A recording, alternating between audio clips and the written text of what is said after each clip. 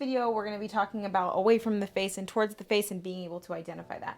So as you can see, if we follow from the base, this is kind of pulling away from the face, right? So it's kind of opening up, kind of giving this space here. You can really see it around the ear too, away from the face, okay? And as you can see, this curl direction is going towards the face.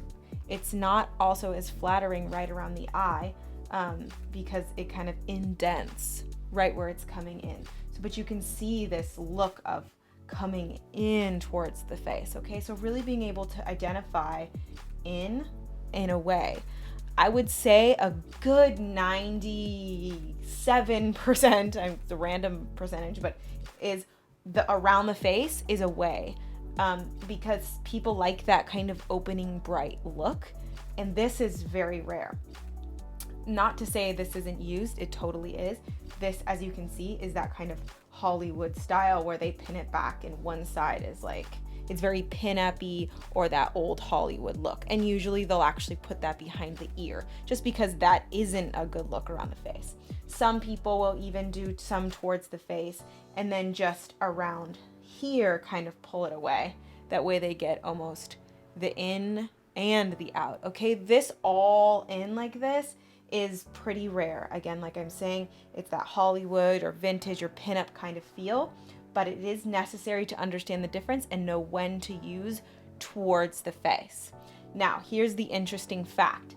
These are both the same curl direction. So we talked about this in the last video. If you didn't watch the last video, it's really important for you to understand this concept. This, if we follow this curl, okay, it's going to the left. Everything here on this side is going to the left. This also is going to the left. So if we take this little piece like we did the front, we can see left, following it, and the left. These are the same direction. I could literally pull this over to this side and they would go the same direction. They're the same direction curl. But on this side of the head, it creates a totally different look than on this side of the head. So you need to understand the difference so you know when to create what technique, okay? And I'm gonna be referring to towards the face, away from the face, or left and right quite often, okay? So you need to understand these very well. If there's anything you don't understand, watch the videos again, and you can even try it on your doll head and kind of see the difference, but don't move on until you fully grasp this concept.